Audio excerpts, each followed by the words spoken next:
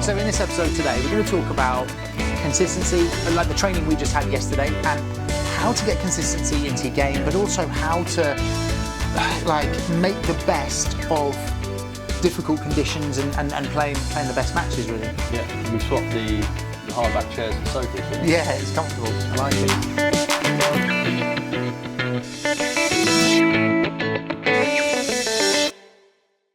You were disappointed with the training yesterday, weren't you? I came away from that training yesterday just thinking the level wasn't where I want it to be, and I think, obviously you have good days, bad days, but it's funny, isn't it? Because I mean, in tennis, you change surface, you change courts, you change indoor, outdoor. I feel like there's massive difference in conditions in tennis, whereas in paddle, you think it's meant to be the same carpet, it's meant to be the same 20 by 10 meters, and if it's indoor, and so. But like yesterday, the carpet was old. I mean, the carpet was like 10 years old, and they hadn't cleaned the glass, and so it was kind of like slick glass, and it was just rapid. I felt like that changes the game slightly, especially for us that come from tennis, where we're already hitting pretty quick. It's how can we adapt? Yeah, but I think as well, the best players in the game, obviously, we're the level we're at, but obviously we're aspiring to be the best we can be, right? And I think it's a funny one, isn't it? Because we can talk about the court being quick, but I think the better players in the world, no matter what the conditions are, would be able to slow the pace down. I think we just found, from pretty much from the return of serve, the ball comes in fast, the return's fast, and the rest of the point is just bam, bam, bam, bam, bam. And I think, we were 3-4 tennis players, on a paddle. We're ex-tennis players, so we naturally had that. Yeah, I mean, I think the tactic was, you and I, we volley well, right? So if we're at net, it's like this court is fast, so let's volley quickly, volley fast and aggressive to keep the speed fast, because that's what you want. And at the back, when they serve that ball in fast to the glass, and it's very difficult to lob off that ball. Yes, the top level they can lob off that ball, but it's risky. And if you hit a short lob in that fast environment, then you're in real trouble. And so you block it back fast, and then that whole point is fast, and it's just really, really difficult to get out of that. I mean, having said that, those conditions were like that in Dubai for the World Championships. It was really humid.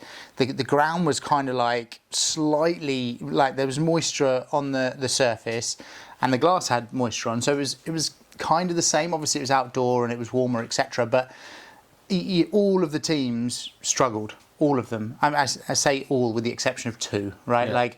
Yeah. We were there the whole week. The British team, the Portuguese, the French, the Italians, really good teams, good players. In those conditions were struggling to slow the ball down, but then you watch Argentina, Spain, and it looks like they're playing on the slowest court in the world. It was just. But we've come from tennis, and we talk about playing the right way, and I think yesterday was training, and I think that's an opportunity to play the right way. Is it better, for example, us yesterday? Obviously, we're in a match, we're trying to win. It's a practice match, but should we been trying to play the right way, or should we be trying to win? I think that's probably, like you said, it's difficult to lob off, super quick courts, but should we be trying to do that anyway? Yeah, I mean, I think it's always in training, whether it's a training match or training drills or exercise, whatever you're doing, it's trying to play the right way. Yeah. You're there to improve your paddle. But having said that, it's very difficult to do that when you get in a match. And it's like a lot of our viewers, they're always saying, well, I want to work on my bandeja, but I'm only playing matches. Then you say, right, well, you've got to dedicate some of your practice match time to working on your bandeja and not expect, the result. You've got to, it depends on what you're focusing on. And I think for us, using yesterday as an example, it's yes, we should have been focusing on slowing the ball down. We actually, as it was, we did some drills before we played the game where we were working on consistency and keeping the pace a little bit slower and doing some good drills. But when it comes to the match, then it's almost putting that into the match. I felt like as soon as we started playing the points, it became like bullet rallies. Yeah. I mean, and that's it. It's once that ball starts getting fast in the point, it's very easy, isn't it, to get kind of carried away with. The ball comes fast, you play it back faster, and then before the rallies were quite short as well. Right? I think, I think the thing we 8-10 had, shots. the thing we had in Dubai was it was outdoors, so you could always hit up a high lob, Yeah. and that would really like buy you a bit of time. In indoor yesterday, I think we probably had 8.5 meters, maybe 9. Like, you know, so you can hit a decent lob, but it's not easy if you're already playing at a really fast pace to pick the ball up low and to hit like a nice high deep lob. And I think we tried to slow it down, but you know the lobs were not as deep as they could have been, and therefore you know you end up getting in trouble. I mean, how much do you think of all of this is like training just in general? I mean, if you think about, like, obviously in the UK, I don't know if everyone at home can hear the rain coming down outside. Yeah, but, I know. You know, I mean, it's tough, isn't it, when you don't train? Oh well, look at us. We drove 2 hours yesterday to go to that indoor. Yeah. Like that's pretty much the nearest public indoor where we could find decent players. Yeah. 2 hour drive there and 2 hour drive back. Yeah. Yeah. Like, yeah and we came away saying we did that and played on those conditions of that court. Yeah. How keen are you to go back and do that again? Well, yeah. That's the option in the UK, isn't it? I was saying it's quicker for us to get to Spain. Yeah, it would have been quicker. Yeah, and Which is crazy, isn't it? and that's part of the difficulty that we've got, and it's not an excuse. It's just that we're just not there yet. Like as far as facilities or players, and you know we've got to do the best we can. But it is absolutely training. Yeah. Like I've played once probably since not including yesterday, but since the World Championships. Just partly time. We've done a lot of trips. We've done a lot of coach education stuff, and yeah, you've been on court, but you just haven't. I've been on court, but I haven't focus training. Yeah. Yeah, I haven't played matches. So yesterday, me going on court, I felt off the speed. Yeah. And it's normal. I can't expect to feel on the speed when I just haven't played. Yeah. So but it is training, and I feel like going back again to World Championships, by the end of that week in Dubai, I feel like I'm seeing the ball so well. Yeah. I'm able to slow it down. Like, everyone at the end of that week was all, being able to control the speed of the ball. Yeah. Because we had played repetitively over the course of the week. And we talk about Spain and Argentina. Those guys are, are training probably 6 days a week, against very good players in good conditions. And, they're conditioned athletes, right? So they are getting used to that. So, for the viewers and for those of us that are not able to play regularly enough, we can't have an expectation. I can't go in yesterday thinking I'm going to hit a great lob after a really fast serve with slice onto the glass. For me, it was too risky to go for that lob, so I go for a fast block, and then the point is like bang, bang, bang, and I can't get out of it. Yeah, I mean, I've just come back from Spain, right? And, I've obviously been training paddle, but that was, the first time I properly did like an intensive kind of day after day. It actually reminded me of my tennis days when I was full time. Like it was hard training, but having that consistent training, like, you realise like how much. You saw the ball just feels bigger in a way, doesn't it? It's slower, and every day on court, 2 hours, like 2, 3, 4 hours, and like as that builds up day after day, like that is so important. I think it's so different to training once a week. And then you don't play again till the following week, and then it's almost like yesterday. I felt like we're almost by the end of the session, we're starting to sort of get it back, and then it's like, right, okay, it's done. I think it's like anything. It's like when we play golf. If we play golf. Don't I speak for yourself? Well, we play golf repetitively over a few times a week, over a few weeks. Suddenly you think, I feel consistent. Yeah. But when you play like once every few months, the ball could literally go anywhere. But it's also your expectations as well, and I think it was the same with tennis. If you don't play for a while, to go out and then play a match, anything could happen, right? Like you don't feel in control of what the points and what you're doing with the ball. Yeah, I think interestingly for tennis players, I think naturally, like we play on the faster end of the spectrum when it comes to like instinctively. It's where we're more comfortable. Yeah, and I think that's probably as well when you don't play for a while. That's your instinct, or that's what you kind of been trying to do, and then you go onto the court. And I think it's almost like takes time to then like start slowing it down a little bit. Yeah. It takes a massive conscious effort. I mean, we were talking about it yesterday while we were playing. We're like, we need to slow this down. Yeah. We need to try to play down to feet, and we play a couple of lobs. And if the lob ends up being a bit short, or we play a Chiquita that is just this much too high, and they attack us, and it's like it's very it's margins, right? At that level, it's margins for what is good and what is going to get attacked. And, you know, it's just training that and being better. And I think even from our own overheads perspective as well, like, you know, the court is quite fast. So we also need to be selective about when we're being aggressive with the overhead. Like, you know, and if we hit a fast, aggressive overhead and it's too bouncy and it bounces fast, then suddenly they're at the net position. It's that part of the game as well. There's an instinct to hit the smashes too hard. Yeah. When you think, let's try and finish the point early. I think overheads and lobs, right? I think we were talking yesterday about our lobs were a bit short, and probably because, you know, again, like, we hadn't been training, and, you know, like we were saying, just try and hit a couple, you know, and if it hits back glass, it hits back glass. But it's again, it's like, it's so important, isn't it, to... I remember that feeling every time we go to a world champs or European champs. The start of the week, the lobs are the thing for me. It was a bit like the return in tennis for me. I always felt like this, but in the lob in paddle was the one that was like, at the beginning of the week, it's not consistent. Like, I'm not getting it in the place I want. It's too short, or I overhit it, or it moved. But then by the end of the week, it feels honed. Like, you know, you get into a position, you hit it, you know, a decent lob, and it goes, you know, in the area that you want it. And that was lacking. And the lob is such an important part of the game that if that is not working well, like, and you know, at the top end, I mean, their lobs are like this far from the glass, and the days that they don't lob so well, if it's even like this far, then, you know, they're getting attacked, and that, to a lesser extent, it's the same all the way down. Even at a beginner level, if your lobs are poor, then you're going to get attacked, and you know, quite often you ain't going to end up losing the match. Yeah, I mean, I was lucky enough to get on court with Sanyo like a week ago. His lobs are all right. Well, I just remember coming off the court thinking I didn't have one smash that I thought I could actually hit, like where I wasn't completely kind of off balance or trying to kind of recover. It was amazing, you know, and I was fizzing in like what I thought were difficult volleys. Yeah, and he makes them look so easy, doesn't he? I mean, I played for like an hour and a half. I remember thinking, I don't think I had one smash that I could properly attack. It was always me on the back foot. Yeah, either down to your feet or too far over your head. Yeah. And I think part of that is obviously the skill level, but I think it's also, like you say, the decision when to lob. You know, I think it's not just they can play an unbelievable lob off any shot, but they do it at the right time. Yeah.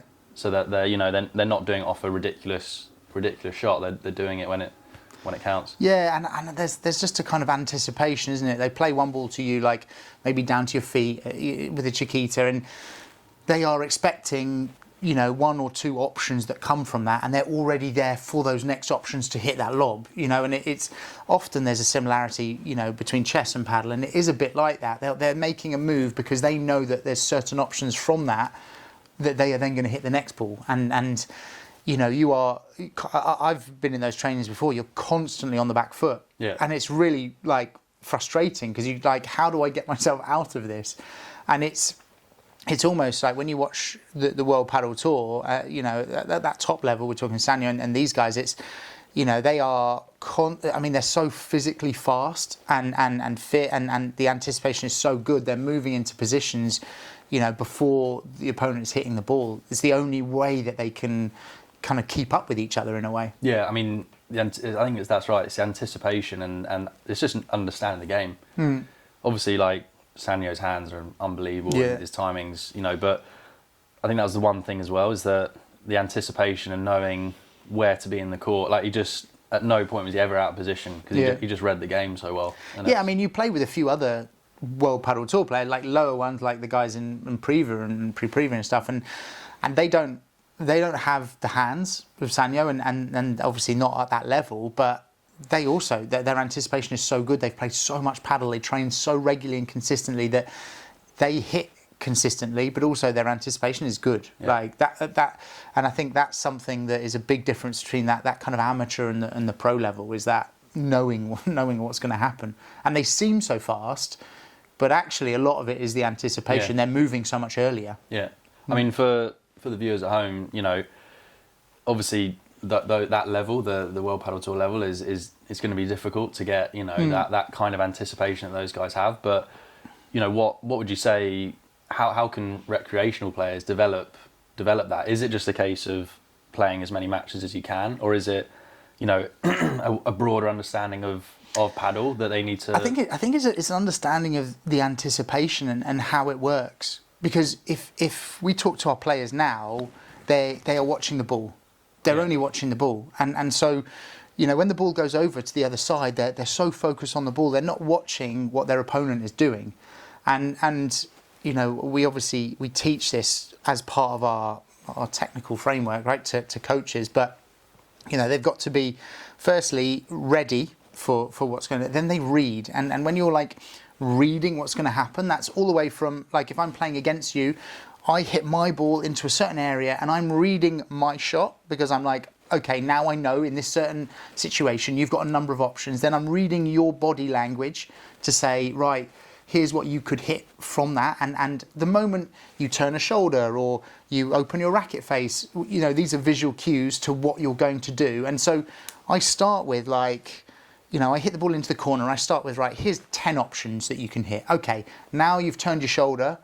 Here's like 4 or 5 options. Okay, now you've opened your racket face. Okay, maybe he's got 2 options now from this.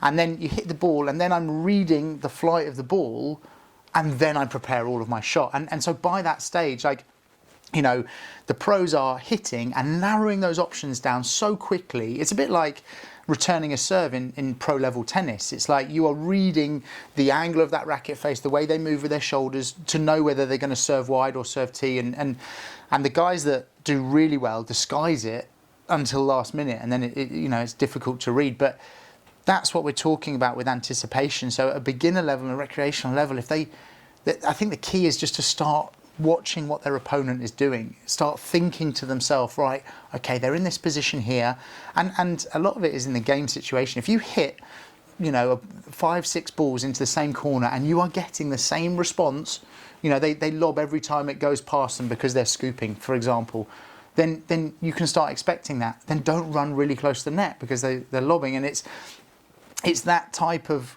game reading that I feel like beginners and recreational players need to work on, because it's just, at the moment, it's just ball watching. I think it's taking the focus off what you're like as a beginner or intermediate player. It's taking the focus off yourself, isn't it? Because you can't read the game if you're thinking about your own technique and your own shot, and you know, because otherwise you're basically just focusing on each shot you hit. Yeah, that's what you're focusing on, and you know, game reading actually requires you to kind of take that focus off yourself, doesn't it? And actually say, okay, what's my opponent doing? Oh, where's he standing, or where's she going to be? Yeah, it's like football, isn't it? When you watch like little kids playing football, and I'm sure Freya, like my daughter's going to get into playing football. You know, at the beginning you watch them, they're all like following the ball around the pitch. You know, there's like, you know, a whole bunch of little kids chasing the ball. But then as they get better, they realise that they need to like be in positions. And then you go up, you know, up and up the levels in football, and you realise that actually that tactical positioning and closing gaps, and it's kind of the same. Like at the moment, you know, beginner level players are all focusing on where the ball is going in paddle, when really they need to start thinking about what is happening in this game situation, and what is our opponent doing so we should move forward or back, and how, you know, it's that deeper understanding. And the interesting thing is that when you speak to beginners and recreational players, that they get really into the game. They watch World Paddle Tour. If you said to them, right, what are my options in this position, they'd say, you know, okay, well, you could do this and this. Well, if you ask them, you know, like in person, but then when they're in the game, they don't apply it. You know, they end up just kind of watching the ball, and this is exactly how they drift into the wrong positions. They end up drifting into no man's land because they're busy watching, and they've ended up moving, or they've moved back in to that zone, and it's just getting used to recognising it, but then also applying it. Should we talk about overrated, underrated? Why don't we do it on like gameplay or match play? So okay. Overrated, underrated. I mean, that as you're talking about the kind of tactical side of things, I feel like that in itself, I'm going to have an easy one. Are you doing overrated or underrated? Underrated. Okay. Underrated is that tactical understanding. I mean, I've kind of just stolen that.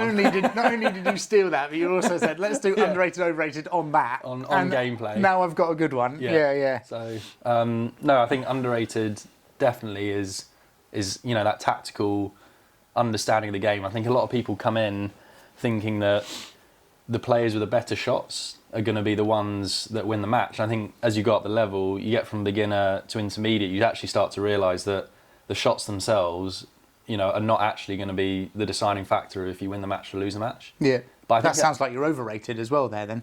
Well, yeah. That's ticking both boxes. Yeah. Yeah, what have you got? No, Yeah. no, I do think that though. And I think when players start to realise that, obviously, and I think that helps with then what we're talking about with like reading the game is they start to realise, okay, definitely keep improving technique, but what's going to win me the matches is not necessarily how nice, my vibra looks or, how hard I can hit my smash. Yes, they're important. Yeah. But it's actually, as you get the higher levels, it's more about how, do you understand, are you reading the game well enough? Are you in the right position? Are you making that decision? I think that's underrated. Yeah. At sort of recreational level. Yeah, I think for me underrated is court positioning, and I think that's something that people gloss over. They roughly know what their court position should be, but then they either don't apply it and they end up being in the wrong court position, or they've been given the wrong information. And so like we have a lot of sessions where it's like, this coach or this player's told me to stand at the first post, in line with the first post. And you're like, yeah, but there's a massive gap behind, like you've got to think that the court is 10 metres long. And if you're standing at the first post, you've got 8 metres behind you and, 1.5 to 2 in front of you. Like, it's just basic logic. And I always find when we do our content, the ones that are the most contentious is like, the one we've had recently is where the serving partner is in this position. And if you watch World Padel Tour or Good Level, like in Australian formation, the player is standing at the second post. But then everyone's like, yeah, but it's no man's land, you can't stand there, like blah, blah, blah. You've got a massive gap down to here. And I just think, I think it's so funny that people kind of have very fixed ideas of where they should be standing, but it's not necessarily accurate, or they know where they should be standing and it is correct, but they don't actually do that. They end up drifting too far back, or they end up moving too far forward and not being in those positions. And I feel like it's partly driven by recreational advice. This is what we see a lot in padel, and you see it in all sports, right? Like people advising each other what they should be doing, technique and tactics. And I think it's like amazing that people are so into padel that they're so enthusiastic and they want to give their opinions. I think that's fantastic and I think it's great, but we just see it so often that they're almost passing on misinformation. And talking about court positioning is a nice example. We see that even on court, people are saying, well, actually you should be standing here, and you're looking across thinking, well, where have you got that information from? And even we do see that, on social media, the Spanish make these comments that it's like, oh, I've been playing for 20 years, I know where I should be standing. And so it's difficult to correct them at that stage. And they've obviously got this information from somewhere. So you think, where on earth have you seen that from? And but to say again that it's great that people are getting involved, it's great they're engaging. I just feel like I really wish, and well, that's our job, right, is to spread correct information to help them understand the game and to help them be in the right positions and make the right choices on court and understand the right tactics and techniques. Yes, it's people are passionate, they want to learn, and I think it's it's natural, isn't it? You get on the court, you think, this is what you need to be doing, this is what you should be doing, but yeah, it's like you say, it's the right advice, and also probably realising there's not a hard and fast rule for everything, right? Yeah. I think that's what we also kind of push, is that it's the correct information, and actually maybe part of the correct information is that there's different options here depending on where your opponents are standing. There isn't like a hard and fast rule, you have to be here, and I think that's another thing that I think a lot of players, they almost want to have that, right? They want to have those, I have to stand absolutely here, because then they're like, right, that's the rule and that's it.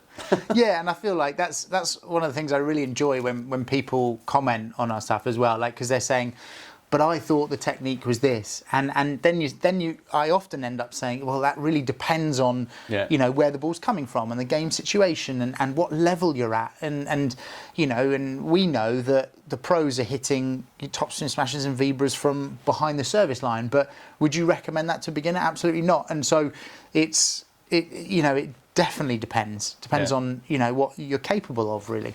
And I think this leads nicely into our question from the community, doesn't it? Yeah. The question this week is more. It's actually more of been a comment, and there's been a couple of comments on our recent. It's not a recent YouTube video actually. It's about the Vibra, and we're doing training the Vibra, and we're talking about the contact point for the Vibra, and the comments have been, I was told, or shouldn't the Vibra contact be behind? And again, I've kind of gone down this route that if we're discussing the contact point of the Vibra, then we're obviously the player or the person commenting is at a decent level, because if you're getting into those discussions, and so, but again, it just depends where the ball's coming from, what your intention is, and which side of the court you're on. Like if you as a right court player, for example, you're going to hit the Vibra cross court, it'll be physically impossible to contact that ball behind you to get that angle. But if you're on the left-hand side and you're playing into the cross court, then yes, probably it's going to be slightly further back and it's slightly more comfortable. But I mean, again, this goes back to what you were saying, is it depends. Yeah, there's no hard and fast rule, right? And that's but I think it's key. It's once players understand that, then that's when I think you make real gains with your game, isn't it? Because you understand, actually, once you realise, okay, that there are different options depending on where you need to go. That's where, we talk about reading the game, the anticipation. Yeah. That, if you're always thinking in sort of black and white terms and hard and fast rules, I think that's where you're a little bit kind of limited, aren't you, in your understanding? Yeah, and I think also, the content we make, we are making it for people on their paddle journey. And so, when we talk about trying to really make sure our contact is in front, that might be advice that might be for one level, a beginner level, for example, but it might not be for you if you're competing, in your local leagues or your region. Like you might be slightly more advanced than that, and therefore, hopefully, you've already learnt like that. So then you can adapt to you, and I think it's really important, because we so often do these sessions in person, and it's bringing people back to the basics because they haven't done the basics. Yeah. And we have to take them right back to and change existing habits to get the basic foundation in place and then build on it from there. And I think it's just important to understand that that's what we're trying to do, is get those basic foundations in place. Yeah.